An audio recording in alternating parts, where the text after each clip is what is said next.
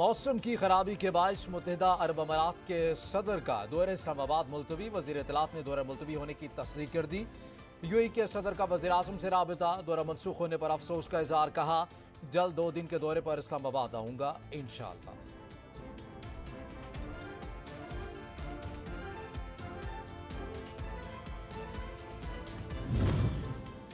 फवाद चौधरी को 3 बजे इस्लामाबाद कचहरी पेश किया जाएगा। पुलिस की जानिब से अदालत को आगाह कर दिया गया।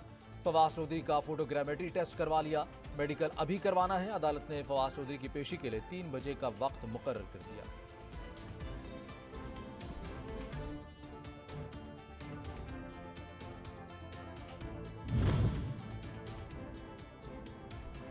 फवाद चौधरी के वकील बाबर अवान कहते हैं कि फवाद की सेहत सलामती रियासत की जिम्मेदारी है। अगर कुछ हुआ तो जिम्मेदार वज़ीर आज़म और उनकी टीम होगी। अभी अदालत और ना ही वकला को इल्म है कि फवाद चौधरी कहाँ हैं। आइन और कानून की धज्जियां उड़ाई जा रही हैं।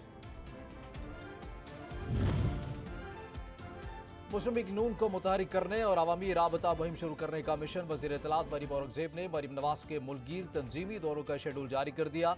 पार्टी की सीनियर नायब सदर और चीफ ऑर्गेनाइजर मरीम नवाज 1 फरवरी से तूफानी तंजीमी दौरों का आगाज करेंगी।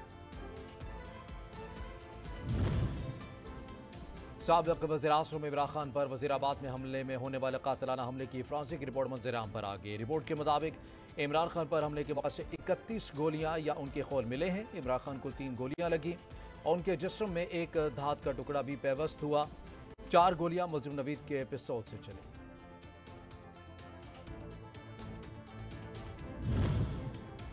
शेख रशीद के ज़ेर इस्तेमाल लाल हवेली सील कर दी गई। डिप्टी एडमिनिस्ट्रेटर वक्फ अमलाक आसिफ खान ने लाल हवेली के 7 यूनिट सील किए हैं। ऑपरेशन के लिए पुलिस और FIA से मदद ली गई। शेख रशीद ने मतरूका वक्फ अमलाक की जानिब से लाल हवेली के खिलाफ कार्रवाई को चैलेंज कर दिया।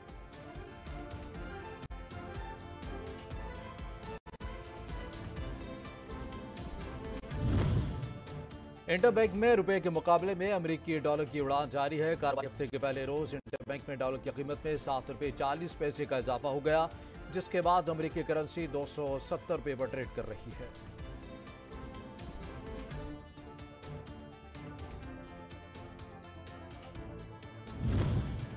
और कोहाट के तादा डैम में बच्चों की कश्ती उलटने का अंदोनाक हादसा। 11 बच्चे जान की बाजी हार गए, 6 को जिंदा बचा लिया गया। कश्तीबाज समेत 14 बच्चे अब तक लापता हैं।